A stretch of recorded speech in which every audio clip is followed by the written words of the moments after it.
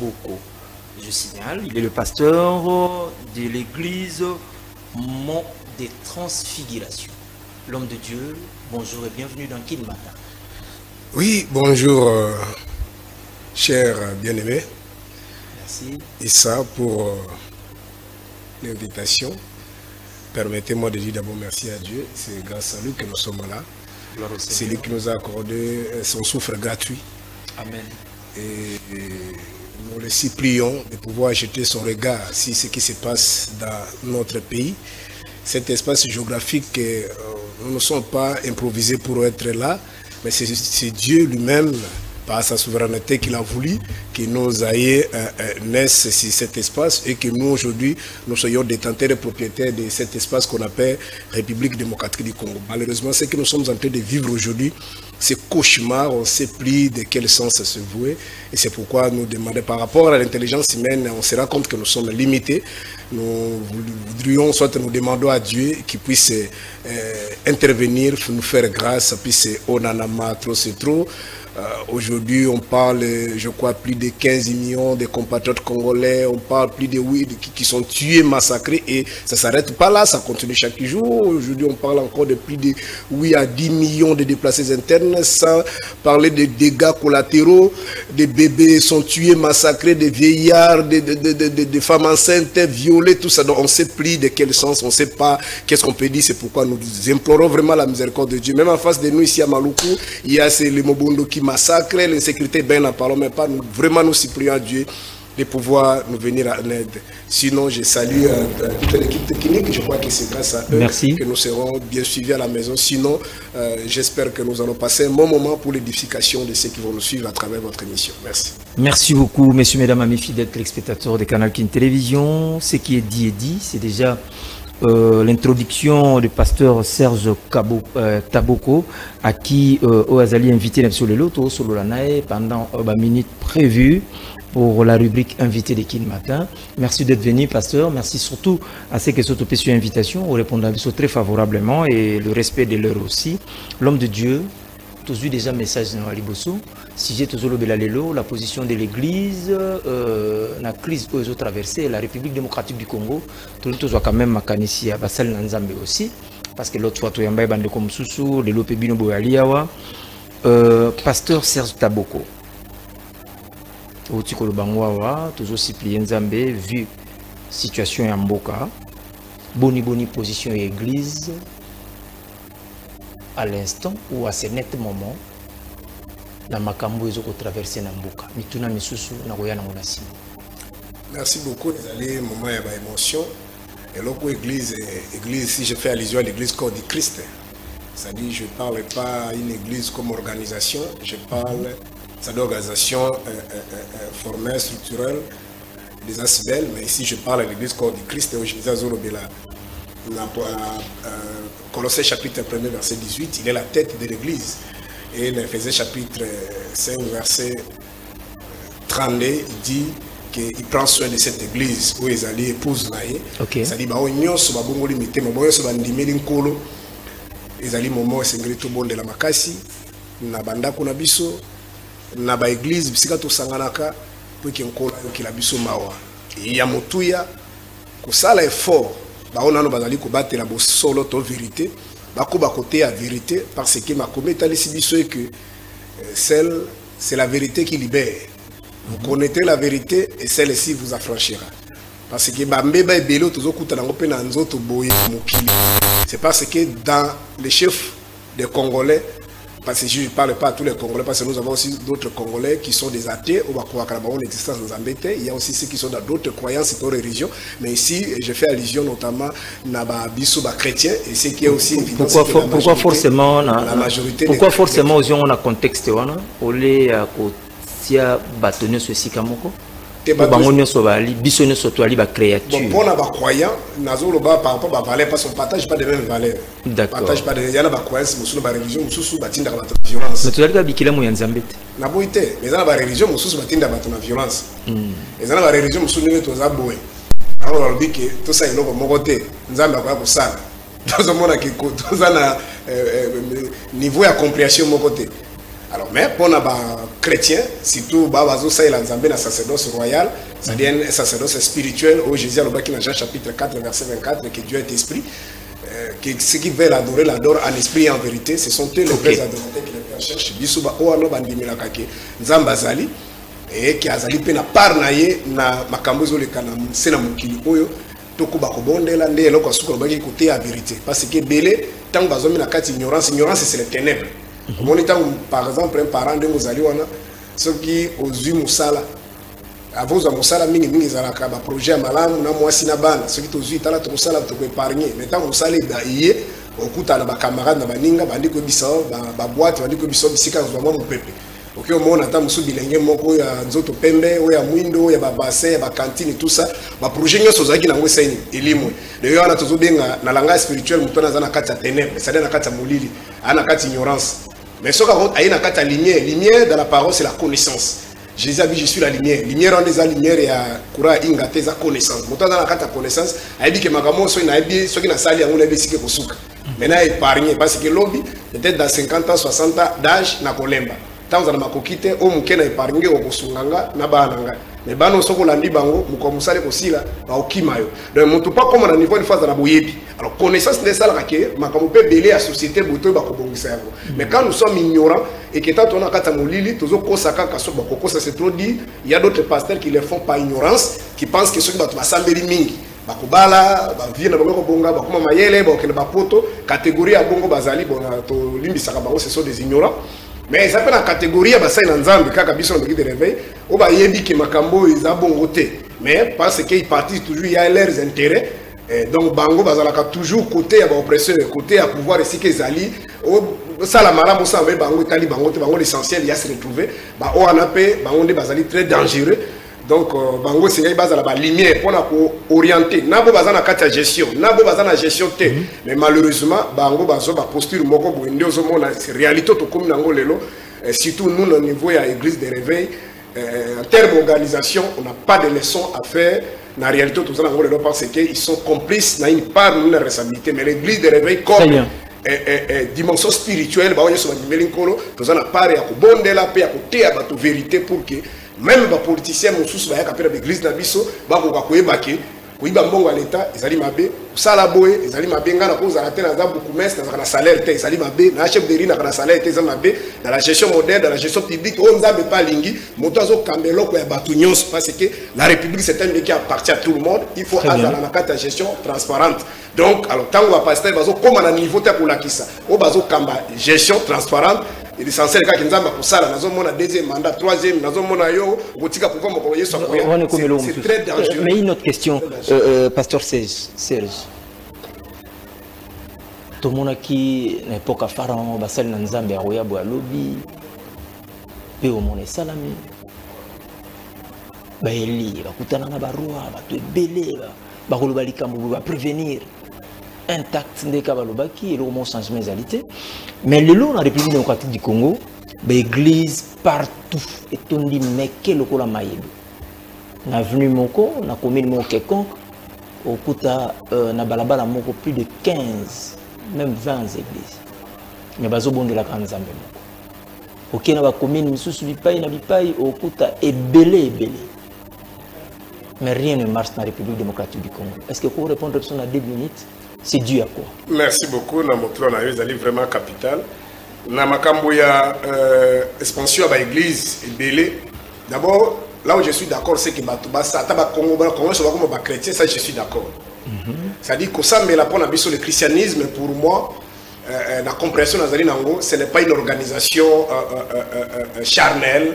Oui, ils allaient pour la compétition automisale. Le christianisme, c'est une identité, c'est un mode de vie, c'est une façon de causer la battre. L'apôtre Paul a demandé à Corinthiens chapitre 7, il dit, vous qui connaissez Dieu, vous avez Nzambe, vous tambola malam parce que vous avez Nzambe, vous modèle.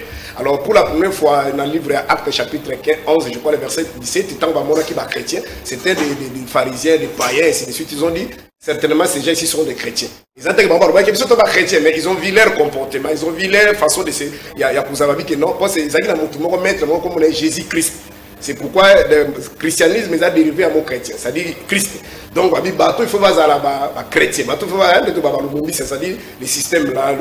Tout à fait. Donc, voilà. Même Pierre est en Jésus, je crois, dans Matthieu chapitre 26 ou 27, je crois à partir du verset 53, cette dame est venue, même ta façon de parler, c'est une identité, et alors, on s'est fait que les Congolais sont chrétiens, ça je suis d'accord. Mais en termes de l'église de chaque avenue, ça je ne suis pas d'accord. Ça je ne suis pas d'accord. Parce qu'en dehors de la vie éternelle, en dehors de la vie spirituelle, nous avons aussi la vie charnelle. C'est-à-dire que nous avons besoin de repos, nous avons besoin de repos, nous avons besoin de. Alors, si nous avons tenir compte de la différence entre Makambo et Nzambe et Makambo Batote, là, moi je ne suis pas d'accord. Mais qu'est-ce que vous proposez par rapport à Bakonzi Basalanine 50 mètres ou au monde de l'église, au monde à 20 mètres? Il faut d'abord, il y a ce qu'on appelle l'absence d'autorité à l'État. Parce qu'en réalité, même sincèrement, je ne suis pas d'accord avec lui.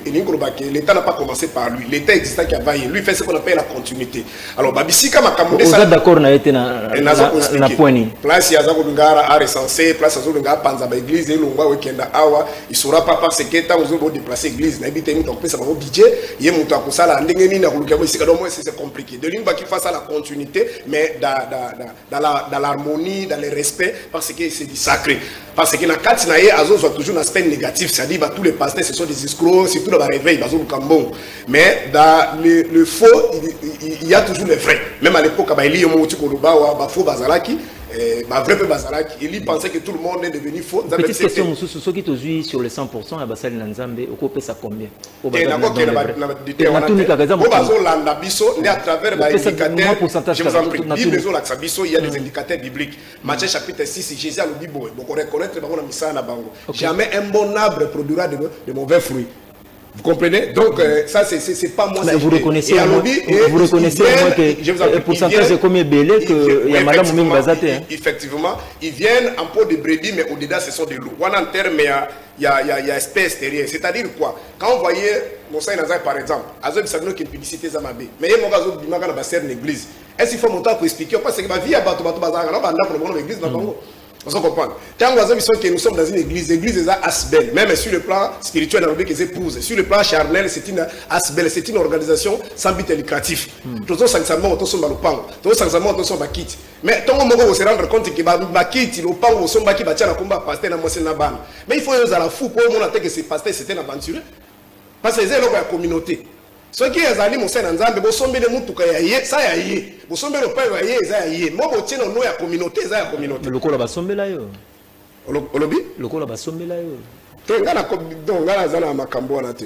Na zolo ba parce que tozo linga kosunga ba bande komusu bazo ya sinya basa ba kuwa na berel wana te. Touti na kati ba grande communauté, to moni ba RL salim, c'est ce qui fait que l'église de réveil, surtout l'église de réveil, est à la faiblir à niveau to communauté. Vous comprenez? Je peux peut-être rappeler à ce que nous sommes, c'est que l'église de réveil, certes, Bakulutu Nabiso, paix à son âme, Musée Dinabala, Kélan et tout ça, ils ont commencé, ils ont rencontré Ousbon, je crois, en 69, mais l'église de réveil, ils sont en plein dans les 80, dans les 80, surtout dans les 90, en plein dans les 50, dans les 2000. Mais à partir déjà de 2010, l'église de réveil, ils allaient sombrer. Vous comprenez? Donc, après 2006, 2000, l'église ont sombré. Vous comprenez? Les gens qui ont même dans le stade, comment il faut pas qu'on corrompe l'association, on va passer à chégué, on va passer à fou, on va voyou. Mais nous, à l'époque, moi, j'ai fait à l'église, c'était bête. Il était juste une question qu'on puisse communiquer. Les gens venaient, et même, les gens venaient, et tout le monde contribuait. Ça dit, ma cambazali qu'on s'empirait à cause. Est-ce qu'on peut dire que ma cambo qui est nasuka? La risque na bunga, ma mituno tuna qui me peut-être même la vidéo na mero. Donc, Moutamba, côté azo kenda, sont côté négatif. Ceux qui ne sont pas d'accord, pourquoi? Parce que ta page d'irne, musulman peut passer à la Kayango.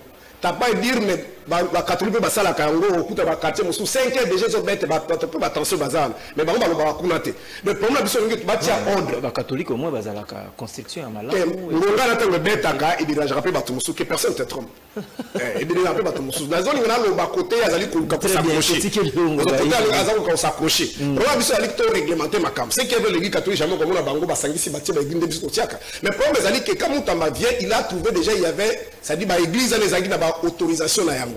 ça dit bah monsieur bana personnalité juridique monsieur bazana ba F90 monsieur bana autorisation préque bazana na niveau ba commune ça dit il faut y avoir qui sabato le lenge to ko sala pas c'est bazaba bato esika boyeba ki te tala na ndenge pe ezaka molimo te tala ezalaka bo vous comprenez alors ceux qui vont moniquer par exemple, un exemple à c'est l'église de commune à battre belé pour baffe pour monsieur les problème ils ont battu belé et que vous savez que baffe libanda ou bien tout quoi interdit battre baffe libanda baffe les anakati volume na niveau ça dit ils ont ba réunion pour ça avec bassin nzambe et les kaninga malao le cas contraire bande ko basala ki bazoki ba décision ya opesa ba autorisation parce que autorisation ba pesa kandeko ezateke ba komanga na bureau ça dit il y a une équipe on va quitter sur le terrain même pour ba pesa batala on a fait ce qu'on appelle l'étude la faisabilité montant zo sengo mikanda église ngo za wapi chaise za wapi ça dit bato ba prédécesseur ba mona kama kamona tout ba trouver que normal alors toi tu peux venir directement vite là la mona za normal c'est pas comme ça c'est la continuité de la forme oui au monde en normal qui na balabala moko avenue moi mettre moulaïté 10 églises et sangane sikamo un espace il y a 30 40 mètres. Vous trouvez ça normal? Et là la normalité ça c'est sur le plan logique éthique et ça malamu mais pour les gens peut-être la ninga détesa na landio malamu excuse ça na landio ya malamu zolanda très bien la bande yoba siko solution c'est nga gazwa na pesa tala beza mosusu à l'époque avec Kimbuta awa bakutaki c'est qu'on appelle la constitution anarchique. Ma constitution anarchique on est sur le plan peut-être sémantique mais logiquement bateau balaxer ba mikanda na bango so balaxer déjà ba certificat d'enregistrement ils sont anarchique ça dit ministère affaires foncières kitaki wana ibanisme bita ba pesa ba mikanda mais to benga ki ngoto ba ka l'état benga ki ma constitution anarchique mais ba sala kinini parce que l'État c'est aussi réglementer les choses. L'État c'est aussi amener la paix, l'ordre. L'État c'est là pour l'ordre public. Mokimut a décidé à délocaliser Batomosu Bakela dans la cité d'espoir. À lui, c'est qu'on va vendre ces danger. Tu vas penser qu'il y a un mikanda, mais tout le monde est à malade pour la bombe. On a bien combattu désormais besoin de awa. Tout le monde peut s'abîmer et sikabo. De ce que mon église passe c'est bande qu'on a prédécesseur, on va penser qu'il y a qui malade. L'État y a ma coquille à subventionner Batouana qui est désormais dans le possible espace Mosusu et pour permettre pour la culture d'un an. Mais pour que la tongo que la kangiawa et bon kabisika Mosusu c'est du désordre. Merci beaucoup. Côté la bagarre des moulins Mosusu ça le motura na yo baki ya ba sacrifice ba serviteur na la serviteur na tango wakala. Oui, vous avez des explications. Tu peux sur 120 secondes. OK, déjà la des explications. Difficulté parce que dans belé et zali ba o bazana kati ignorance qui pense que nous continuons nous sommes dans les sacerdoce royal. Sacerdoce royal et sacerdoce nini. O nzambe azalaki omniprésent, je dis pas qu'azali sous soutien, omniscient omnipotent, c'est dit celui qui faisait tout. Ban Israël bazana nzala ye mutakopesa. Ban Israël bazana yima ye mutakopesa. Guerre ye problème nzambe zaka ke beba langa nzamba ko bunda na place là bango nga lobaki na Exode chapitre 14 verset 13, gardez le silence et je combattrai pour vous. Té, sacerdoce wana nzamba boma yango. Les autres sont sacerdoce charnel ou un sacerdoce spirituel. C'est pas moi qui le dis. La Bible le dit dans le livre d'Hébreux chapitre 8, partant du verset 7. Ok, si l'ancienne alliance n'avait pas de défaut, il ne serait pas question de la remplacer par la nouvelle alliance. Alliance soya kalaba comment qui na table de pierre, la nouvelle alliance va connaître na kata mitema. C'est-à-dire c'est une alliance spirituelle.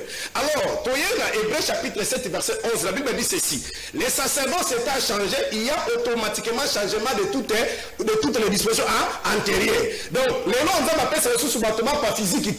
Les noms on va bundere sous bâtiment physique pour nzambe ya kala, ya sacerdoce royal, Lévitique pardon, avec nzambe ya un peuple bana Israël. Mais nzambe ya lelo, c'était juste un exemple que Dieu avait pris. Mais nzambe ya lelo azali ya batu nyonso, azali ba Rwandais, ba Ougandais, ba Congolais, ba Rwandais, ya batu nyonso, ba Allemand, batu nyonso. Nzambe azali ya batu nyonso, il faut que ça aille de la manière spirituelle. Il y a biso pour Simba. Prépare l'appui Israël, la Moyen-Orient. Et si quand tu importes le christianisme, ils ont des conflits entre Israël, c'est-à-dire Israël et la Palestine. Bien sûr, Kalabazaka, c'est comme Kabouana. Vous comprenez? Donc, au monde, la Palestine. Jésus a voté la Bethléem, mais la Palestine. Jérusalem, mais c'est quand même que ça a mis la prière. Mais c'est quand même Israël. Donc, au monde, c'est quand même la prière pour guérir ça. Parce que on se comprend. Donc, ça, c'est vraiment une ignorance. Il y a aucun nisake. Ce qui est là, quand il y a des difficultés, les pasteurs rebelles qui sont manipulés, qui pensent que c'est aucun stade. Macambo depuis 96. Et bien, vous avez c'était maintenant 96 des autres en plein dans le temps où guerre bandit, qu'on s'arrête à prier dans le stade, en croyant que c'est au salut prier guerre aussi là. Moi, je ne veux pas de plus de 15 millions de dégâts collatéraux. Pour moi, ça ne pas parce que lorsque le pays est en guerre, aucun investisseur ne viendra. Au problème, c'est là que Baguero bazo na match 24 wala ce n'est pas baguero bazo lo bawana. Ça dit il faut pas tuba ya enseignement. Malheureusement par rapport à ma baguero physique que toza nango lelo, eza likambo ya organisation ya cité. Je mets quiconque au défi, je regarde ta caméra. Il n'y a aucun pays de l'histoire de l'humanité. La tienne m'a dit de pembele. Au Mali, première guerre mondiale, tu n'as pas le aujourd'hui même là-bas, on va la grande civilisation. Même la civilisation, c'est pas croyance, il y a christianisme, il y a la Rome antique et tout ça. Bah, tu vas la guerre, on prier dans la guerre. Et ça va ça dit les gens achètent des armes. Parce que celui qui a ouvert ma camarade au Sambila, tu as ouvert ma camarade à Mokili. Bah, hier, tu as rappelé à chrétien congolais que la guerre fait partie aussi des théories, des stratégies pour créer une économie dans une société.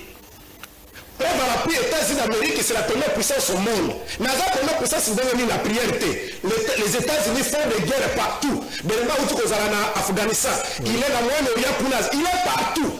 On se comprend. Donc, ceux qui pays vont constater que, à travers la guerre, il y a ça la monde. Il y a la France a organisé toujours l'armée, a tenu la militaire dans Sénégal, a tenu la Mali, a tenu la militaire à tenu le Yamawa. A tenu la militaire, on n'a pas fait de aussi. Donc, s'il y a des pays frontaliers qui pensent qu'en nous faisant la guerre, ça va créer un boom économique et pas la bango, monsieur. Ne pensez pas, ne priez pas que la guerre est aussi là. Ici, il est question de vous organiser, d'avoir une armée organisée, rodée, équipée. Et on peut que depuis 200 millions, on peut pas avoir une armée dissuasive, il faut pas qu'il s'en bateau.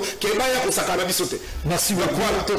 Maman la sujet à Likambo pour tout le monde qui ne peut pas pour qui non na suka basali na nzambe bandeko yamba catholique basangani déjà bakongo kende de part et d'autre bazaki déjà na bandeko AFC le BP tomoni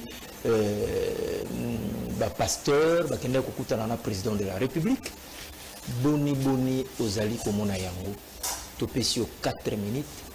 Comme ça, tout le monde a aussi sa porte mon pasteur et phase opérateur. D'abord, merci beaucoup pour l'initiative de Yamba catholique.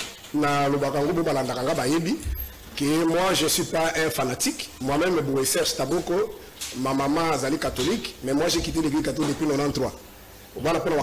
La convergence na kolo spirituelle personnelle, je partage pas la même foi par rapport à ma kamunga na yebi en termes de foi. Mais en termes de lutte politique, de lutte sociale. Il y a un terme là qu'on utilise l'église catholique, mais la lutte sociale. Pour l'intérêt social et peuple, j'ai pris beaucoup de temps pour aller pour la bango. C'est-à-dire, depuis ma loula qui je partage à 100% lutte na bango. Je ne dis pas qu'il y a 4 na bango, faible bazali, tout la barrière pensée bazali, mais la lutte bazali ko sala na kambo initiative bazali lelo. Je suis à 100% na bango. Donc les autres zones bazali bateau, eux bazali ko mériter respect. Il y a des Congolais parce que la seule organisation, la seule structure, on a dit qu'on ne peut pas porter pas de rebelle, Bayoki Bango, Babeti porte pas bateau dans le pouvoir, Bayoki Bango, Babeti porte pas bateau dans l'opposition, Bayoki Bango, même la Maison Blanche, Babeti porte. Mon entier pense que Bazali n'a moins crédibilité par rapport à l'élite Bazali Kosal. Et ce qui est encore, ce qui me fait toujours mal. Au moment où les politiciens se servent de ces gens-là, notamment en 2016, il y a des politiciens qui ont dit que tout ça qui se casse dans l'église catholique. Il y a eu des sœurs religieuses qui ont été violées, des prêtres qui ont été tués. Et comme on a annoncé, c'est que l'église catholique en particulier a subi les conséquences de il y a même des prêtres qui ont été tués, c'est-à-dire enterrés vivants. Vous comprenez? Donc, à cause, il y a combat. Donc, il dit que mais les politiciens ont dit que tout ça, 50-50. Et ça, les gens ont vu comment on a tué Lai Nazar, on a beau frère Nanga, le mois de mai, il y en est passé, on a qui balle, la personne qui a été touchée à Petro-Congo, na balle, na Liboumou, a outé que Kouf, il a fait depuis période de Wana, a outé que Kouf a balle, les gens dans d'autres macoquets, on met les balles dans beaucoup de c'est-à-dire, et déjà, à cause, il appelle à Mosengo, les gens ont accepté pour que gouvernement de politiciens va au pouvoir. Le bâton là, va qu'on mérite respect. Et pouvoir au côté aux yeux, et puis catholique à l'autre côté. Mais ce qu'ils sont en train de faire aujourd'hui, ça va dans les cerveaux, pour l'église protestante, parce que dans les passés, l'église protestante, surtout par rapport à la leader à l'époque là, Marini Bode Baro, on a un Cambote. Baro Bazaki, Ming Nangamboya, Biloko, ceux qui avaient resté, Bandeko Sangana, confession religieuse, mais sous Bazaki toujours contre l'église catholique. Mais les lois à travers le leadership de Bukundoa, Sangani, vraiment nous encourageons. Donc c'est notre paix, ça va chance parce qu'en termes de rapport de force, il est démontré que nous accusons des faiblesses, les dégâts collatéraux sont énormes, les dégâts de notre côté. Vous comprenez? Soit qui va le pouvoir, qui va le coquille. Sur le plat, il y a un rapport de force, le Mobutu Asala qui est 65, 67, et qui a maté la rébellion sur Zalaki. Camille, tu vas te remercier, Bango. Mais autres hommes, on a l'élo. Quand on va du Kivu, tout ça va prendre des bazar au coma. C'est-à-dire, la condition, ça ne va pas. Est-ce que vous avez un guerre et ça, les maca, ma victime? Ou celui qui va tambour, la capitale malade de l'hôpital. Ou celui qui va na bébé Bazali. Basé Bazali. Combattre Boukano et Baby. Alors, ceux qui sont dans le groupe Moko et Batou, qui à travers Bango, tu peux retrouver Kimia, je ne pense pas, le Moutabo et Yango, le bas à la Missala Mabé. Merci. Tokomi Nasuka, 30 secondes. Basali Nanzambe, pasteur, nous sommes à Nana Mokonzambo Kalubi. Réaction à eux. Tebao Ana, toujours bon de la Bango, respect sur la Zaina Nango Batika. Batika na Bango parce que. Il faut partir du problème. Non, d'abord, on a la carte organisation. Malheureusement, on a tout le Michel comme Nasuka. D'abord, l'organisation est saluée en 2003. Ils n'ont même pas un agenda. C'est un agenda à Bango. Nous devons saluer au but de nos organes. Si on a la carte de numéro 1, par exemple, Kankenza. Azala Bimemina, Limbisanga Ndeko. Pasteur Godempo. Limbisanga, pas Kankenza, on a le Congo de oui, Kankenza. Azala Bimemina Baninga, Bazala Balubanakate, ça dit ils sont là dans des conflits, Bazala Balubanakate, ils n'ont pas un agenda. Agenda la Bango, Ndeye Basaye va recruter Bango, parce qu'on doit dire des choses vraies. Moi, en dehors d'être pasteur, je suis politique. Ils ont été recrutés pour contrer l'intérêt, c'est-à-dire l'église catholique. Voilà le sens et le point de la créer. Quand ils ont créé ça en 2003, pour dire que Bango va faire des vies de réveil, c'est faux. En 2003, nous avons dit la Koufa quitté. En 2003, comment quelqu'un pouvait être le père des églises de réveil au moment où papa n'a spirituel, apporte Manem Biazaki vivant. Vous comprenez? Donc, si vous avez une organisation qui a une église de réveil, na musée Bina Bala, Bazalaki, Bazui, Nkelani, la Koufite, Nkelani, Koutazali, après, quelqu'un dans la Koutou Koko. Mais ce sont comprendre. C'est une organisation qui a été approchée par des politiques, la régime Ouana, pour contrer l'intérêt. C'est pourquoi, à cette époque-là, en 2006, terminé par là, c'est l'église catholique qui allait sortir le président a saisi. Alors, le pouvoir sont organisés, va créer Babino Ouana pour contrer Bango, et ce sont eux qui ont soutenu Malumalu. Voilà ma conséquence, ça fait ma résultat. Ce sont eux qui ont soutenu Ngouemounounda. Voilà les conséquences qu'on a vues en 2011. Tant que ceux qui paient, papa était séquence de pouvoir en 2011, mais ma carte, la période de Wanate. En 2018, ce sont grâce à eux, je crois, aux vidéos, ils sont dans la routine de l'ailleurs. Oyo, quand Kenza a dit que Ayeri Bisson Moto Zamba Pessie, ça dit qu'on a une langue. À l'écart de la télévision pour défendre notre fils de l'église. Je peux avoir encore une autre vidéo. Oyo Kizamine, Azali Kopo, et elle dit que tu es c'est un fossé. Azali Moto, l'église à Philadelphie, il y a Baton Assemblée de Dieu, il y a Dalo. Et Oyo peut de nous laisser pardon à la télévision que tu sais là, comme on Mikanda le Koutalo. Un groupe déjà pareil. Vous me demandez moi. D'abord, le jour où tu as justice à Malam, et l'on pense que, pour terminer par là, on ne peut pas imposer tout le monde d'adhérer dans une organisation comme un père. Donc, il faut partager les mêmes valeurs. C'est-à-dire que peut-être les structures totalement objectif. Mais ils ont créé leur truc pour imposer tous ceux qui sont dans les églises de réveil, diriger Bango parce que Bango va interlocuteur et à l'État. Et depuis qu'ils sont là, ce sont eux qui sont bénéficiaires. Donc, ce que nous voyons aujourd'hui, là, on a pris des armes. Les Congolais sont tués. Et c'est un gars qui m'a dit,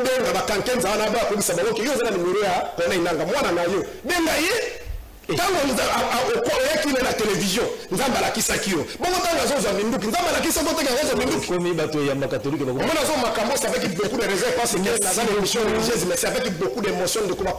C'est à cause de ces gens ici. Et on va vendre dans la Bango parce qu'ils n'ont pas d'initiative. Bon, c'est la case de l'église catholique et c'est l'initiative, on va être contre. Parce que Vatican 7, c'est 5. Vatican 5. Donc, on va créer une initiative dans la Bango, ils sont fait l'idée dans la Bisso Zabo. Ceux qui, Bango de Bazana Nanga, Bango, Bango de Bazana Fayoulou,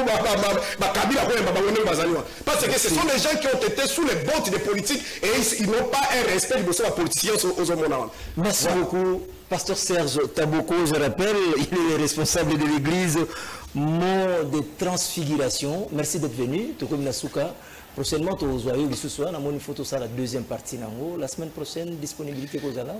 Je suis à votre disposition. Si tout ma cambo est au salanga pas si ande batwazo kufa na bananga na banini ya bakamba l'église. Je suggérerais que vous cherchez même l'aide du pasteur. qui est de l'autre côté, c'est-à-dire qui soutiennent et qu'on puisse faire un débat pour éclairer les enfants de Dieu. Merci beaucoup, merci d'être venu, l'homme de Dieu. C'est moi qui vous remercie. Merci beaucoup, messieurs, mesdames, amis fidèles téléspectateurs de Canal Kin Télévision. On peut l'écouter béné sûrement. Nous pensons à souhaiter quand même joyeux anniversaire à tous ceux qui fêtent leurs anniversaires aujourd'hui.